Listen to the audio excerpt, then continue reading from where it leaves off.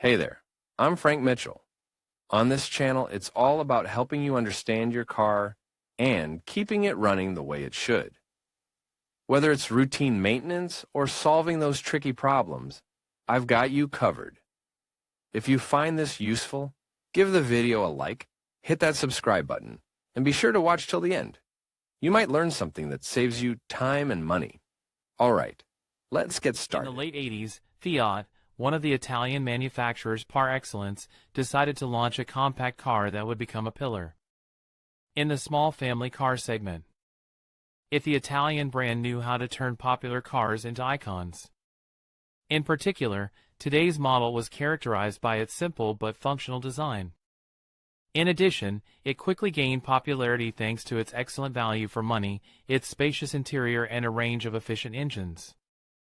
Precisely that popularity and simplicity meant that it did not enjoy the glamour of some of its competitors, but this car proved to be a reliable and practical option for families and young drivers.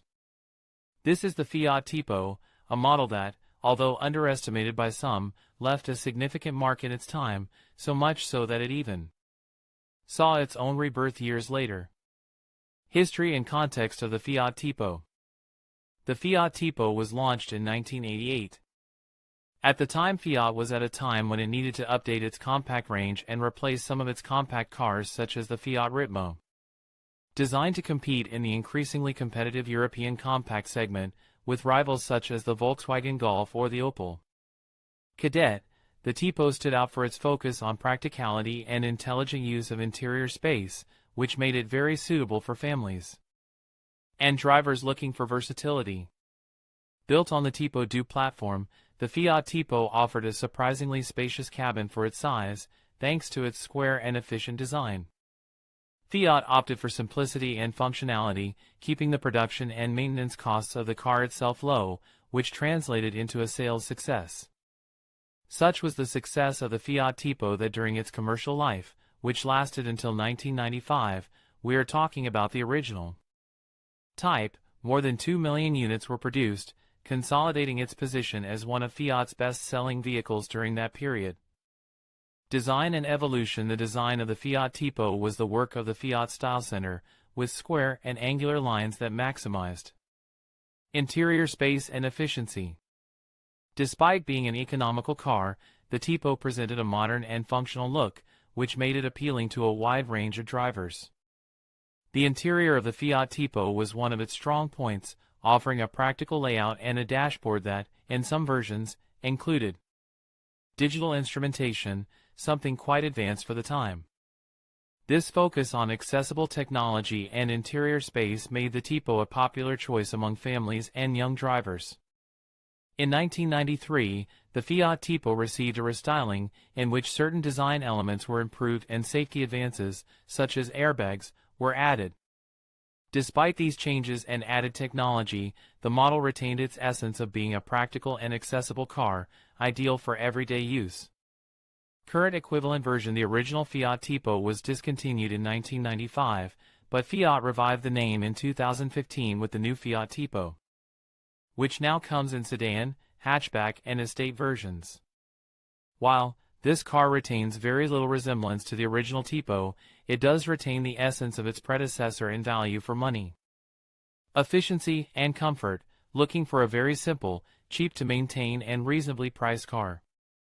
Of course, if we compare it with the original Fiat Tipo, the new model is more technologically advanced and is designed to compete in a more demanding market despite its simplicity, since almost 30 years have passed between the launch of one and the other. However, it still offers ample interior space and a focus on functionality, inheriting some of the philosophy of the Tipo of the late 1980s. Engine and technical features. The original Fiat Tipo offered a variety of engines in both gasoline and diesel to suit the needs of a wide range of buyers.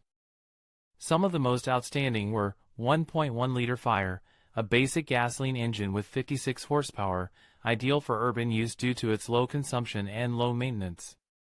1.4 liters, with 72 horsepower, this gasoline option offered a good balance between consumption and performance, being one of the most popular. 1.6 liters, with 90 horsepower, this version was ideal for long trips, offering more power and comfort on the road. 2.0 IE 16V, the sportiest version of the Tipo, with 146 horsepower, offered exciting performance for drivers looking for more dynamic behavior. The Fiat Tipo also had diesel options, such as the 92 horsepower 1.9 TD, much appreciated in markets where efficiency and low consumption were priorities. These engines, although not the most powerful in their class, stood out for their reliability and low maintenance costs. Comparison with other classic models, the Fiat Tipo competed in its time with models such as the Volkswagen Golf, Ford Escort, and Opel Kadett, which dominated the compact segment in Europe. While the Golf was known for its refinement and the Escort for its driving dynamics, the Fiat Tipo was positioned as a more affordable and practical option.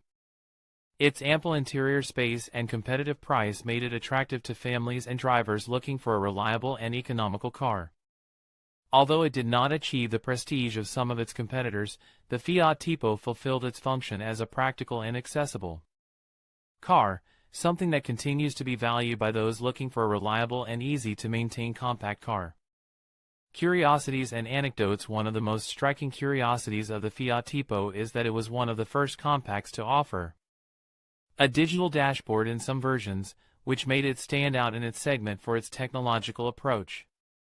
Although digital dashboards were rare in cars of its class during the 1990s, Fiat bet on this advance, giving the Tipo a touch of modernity that set it apart from many of its competitors.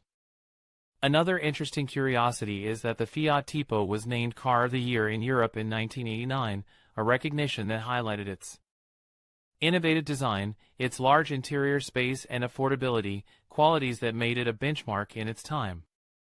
If you don't want to miss anything and keep up to date with our news and videos, join our WhatsApp channel to find out all the latest news from CarWow. Join WhatsApp. In conclusion, the revival of this Italian classic after 2 decades is a testament to the enduring appeal of timeless design and engineering. Its return not only reignited nostalgia among enthusiasts but also captured the hearts of a new generation of drivers. Today, this car stands as a symbol of innovation and style, proving that great ideas never truly fade away. As it continues to thrive in the automotive market, it reminds us that some classics are simply meant to come back and stay. Thank you for joining us on this journey through automotive history.